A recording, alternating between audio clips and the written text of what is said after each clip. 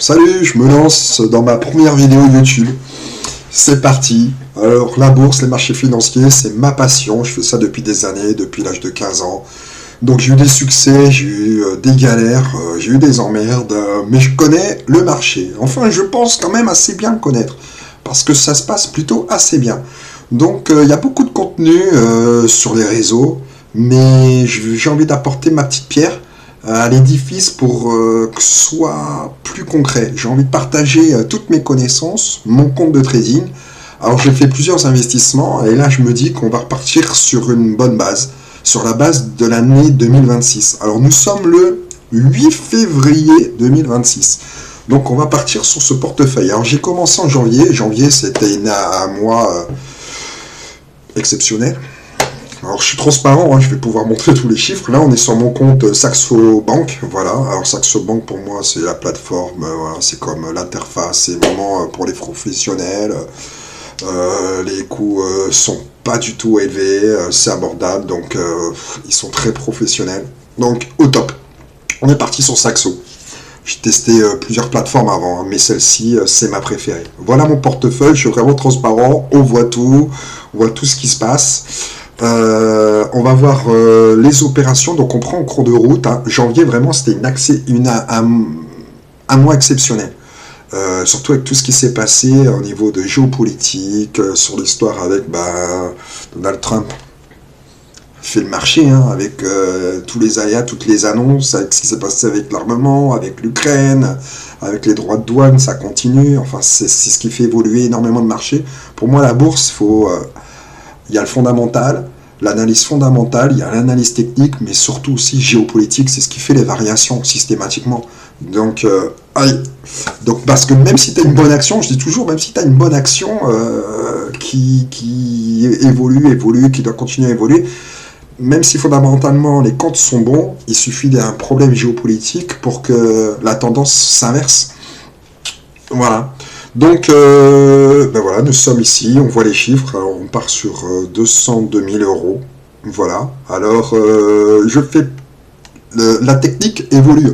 Ma technique, elle évolue tous les trimestres, elle évolue tous les trimestres parce que j'ai toujours des objectifs qui sont plus ou moins différents.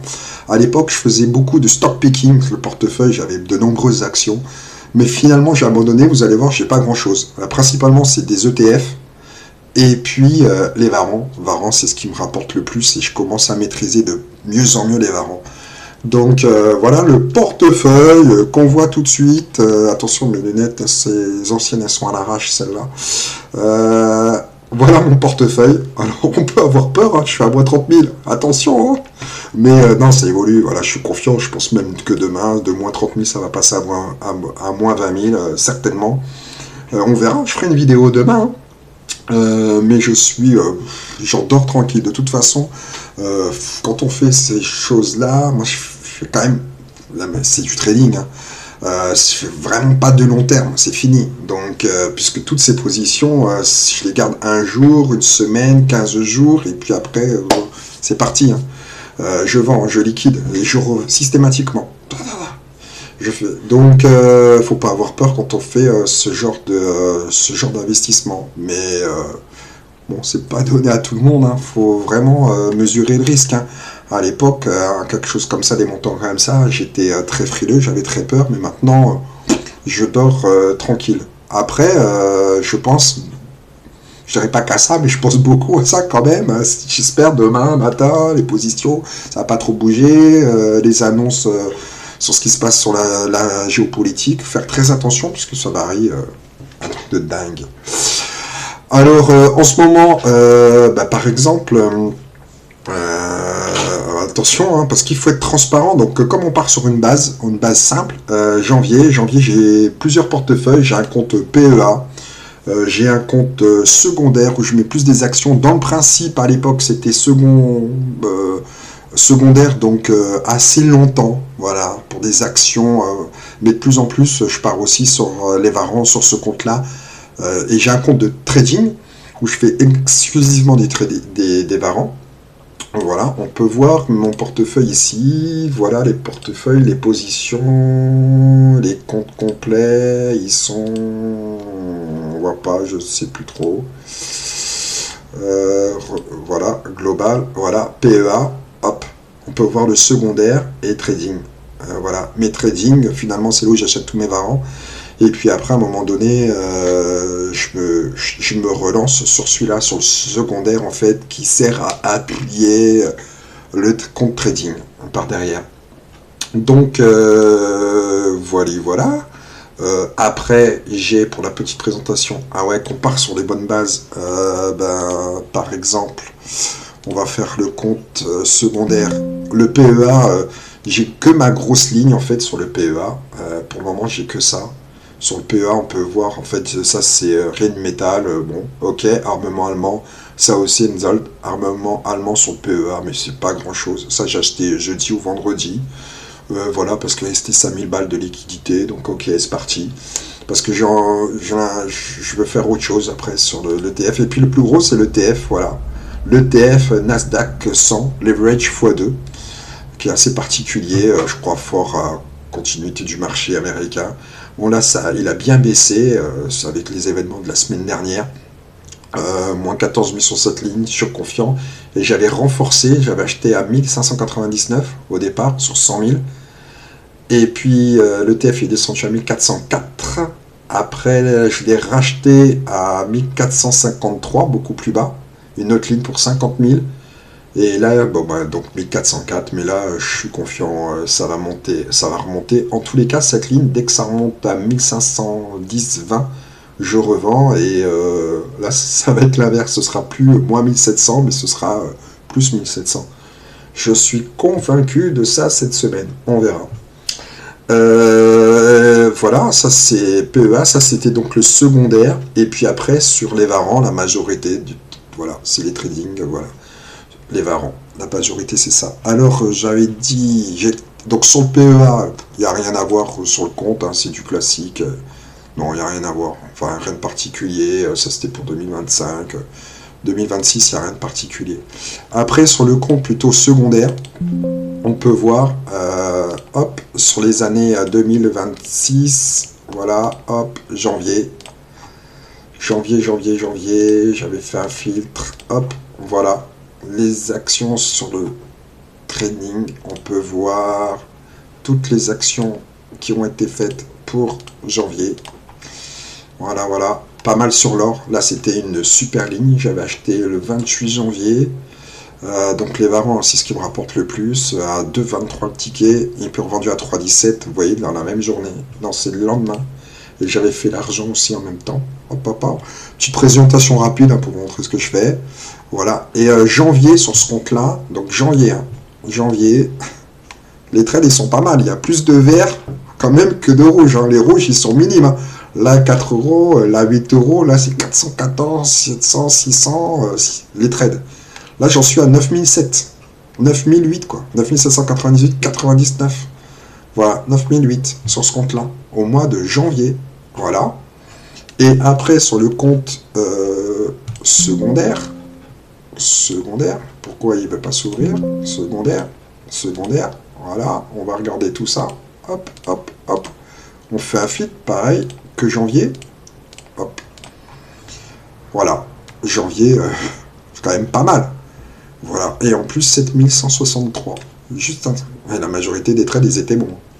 Voilà. Thales, les varans 52, revendu à 81. Le 20 novembre, je l'ai gardé quand même quasi un mois et demi. Hein. Après GTT, voilà. Ce qui est rare. Voilà, j'avais fait cette petite opération. Et Silor, pareil, 64, revendu 89. Et après, c'est sur, moi je l'adore celui-là, c'est sur, voilà, le Nasdaq, quoi. Le Nasdaq 100, c'est parti. Là, j'avais acheté 50 000. Acheté le 14 janvier, revendu le 15 janvier, j'avais pris 1000 balles. Je l'ai racheté, après, il est monté à 520 l'ETF, il est redescendu 5 jours après. Je l'ai racheté à 1451, revendu à 1485. Voilà, 2 jours après. Voilà, hop. Ce qui fait la somme au mois de janvier. Aussi, pareil, 7100. Ça m'a fait 17 000. avec les deux comptes, 17 000. Voilà, qui reste exceptionnel. 17 000, c'est exceptionnel. Voilà, avec la mise de 200 000, quoi. J'ai joué avec 200 000, quoi. Voilà, au moins je suis transparent, je vous montre les chiffres, et puis de toute façon, tout ça on peut le voir, puisque tu vas dans portefeuille, tu fais tous les comptes, et puis tu fais performance, et puis 2026, tu vois, voilà, il y a marqué 20 000, parce que, avec mon tableau Excel c'est 17, mais là, il calcule, je crois, des gains qui sont pas encore officialisés. Moi je parle des ventes après, hein. Voilà, donc voilà. Alors je pourrais après expliquer dans une autre vidéo pourquoi je fais plus les varons que des actions simples, parce que pour un exemple simple en fait avec le temps, c'est par exemple Microsoft qui était ma valeur fétiche. Eh ben regarde, si tu mets beaucoup sur Microsoft, regarde là, ce qui s'est passé la semaine dernière, la catastrophe. Après pour que ça remonte c'est compliqué, donc les garder longtemps en fin de compte. C'est bien, la bourse sur le long terme, c'est ce que je conseille à la base, c'est d'investir sur du long terme. Mais tu as même des pépites qui peuvent te flinguer ta performance. Donc, compliqué. Donc, moi, l'objectif, c'est de jouer sur toutes ces tendances. Alors, on peut voir sur tous les comptes, alors là, hop, on peut voir, voilà, les mouvements donc, que j'ai fait après. Hein. Tout ça, moi, je les remets sur Excel. Voilà, on peut voir les mouvements qu'il y a eu.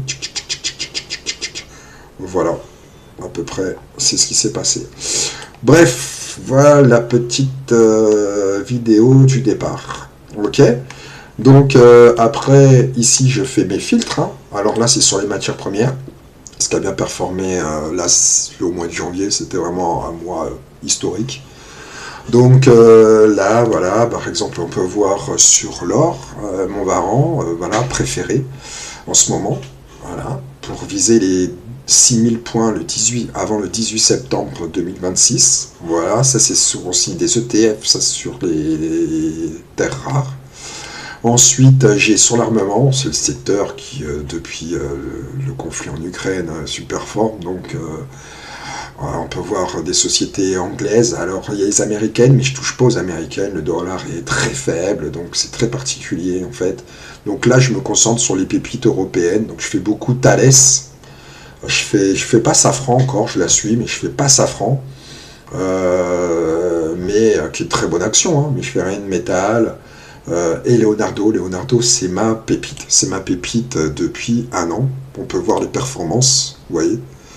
Hop, c'est exceptionnel. Donc là, c'est reparti. D'ailleurs, j'ai pris plein de varans parce qu'en fin de compte, là, à chaque fois, voilà, ce qu'elle a fait la petite chute. Alors, à chaque fois, c'est les chutes. Il faut suivre la géopolitique. À un moment donné, c'était très haut. L'année dernière, quand Poutine a annoncé, Trump, pardon, le rendez-vous avec Poutine, ils se sont rencontrés en Alaska. Dans la foulée, tout a chuté. Ce qui était un peu stupide, hein, les investissements futurs seront là, donc c'est reparti, et puis après, une semaine, 15 jours après, c'est reparti dans la volée. Moi j'avais pris des varans, justement à cause de ça, j'étais confiant que ça allait repartir, c'est remonté, et c'est là que j'avais pris quelques billes, en fin de compte. Et puis après, systématiquement, c'est ça en fin de compte. En ce moment, dès qu'il y a une annonce d'arrêt de la guerre, alors c'est pas politiquement correct, hein, tout ce que...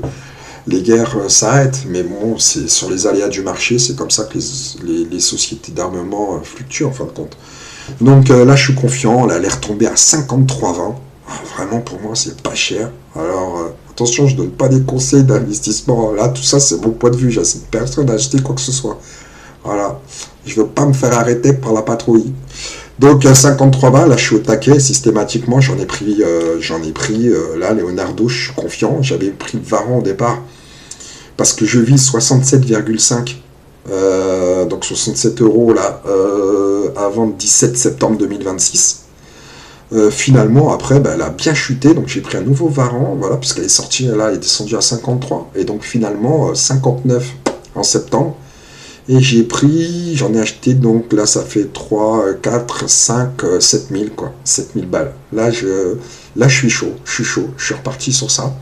Et puis Rheinmetall aussi, qui systématiquement fait 1550, 1600, 1700, 1800, 1900 euros. Et puis finalement elle retombe à 1700, elle remonte à 1900. Donc là elle est redescendue sur Rheinmetall, elle est redescendue sur 1604. Voilà, c'est quoi cette chute là? C'est pas logique.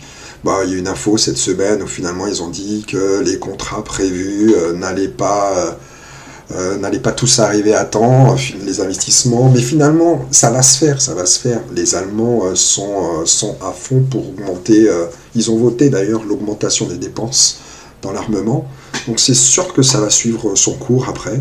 Donc on verra, mais en tous les cas, je suis confiant. On peut voir sur 3 mois, voilà, sur les 6 mois, il y a eu, c'était parti, pareil, c'était reparti, hop. Vous voyez la 3e vague qui arrive là? On est confiant, je suis énormément la géopolitique. C'est ce qui fait mes trades, en fin de compte, c'est par rapport à la géopolitique. Voilà.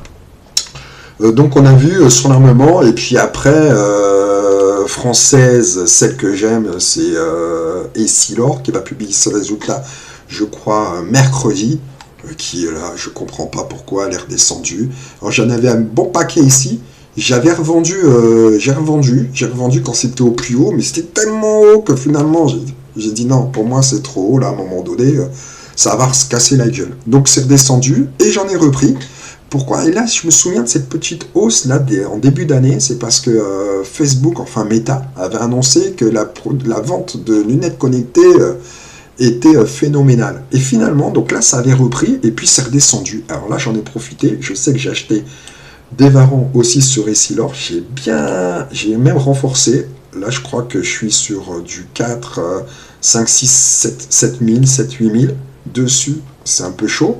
Mais je suis confiant, alors je fais jamais les résultats, j'aime pas du tout, mais là, je suis contraint par les événements, ça devrait faire.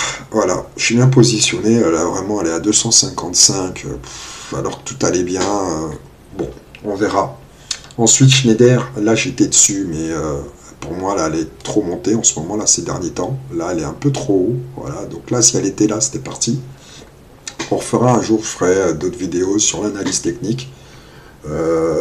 Les analyses, je mets assez longtemps, mais parfois, après, comme je fais ça tous les soirs, après, ça va assez vite pour moi l'analyse.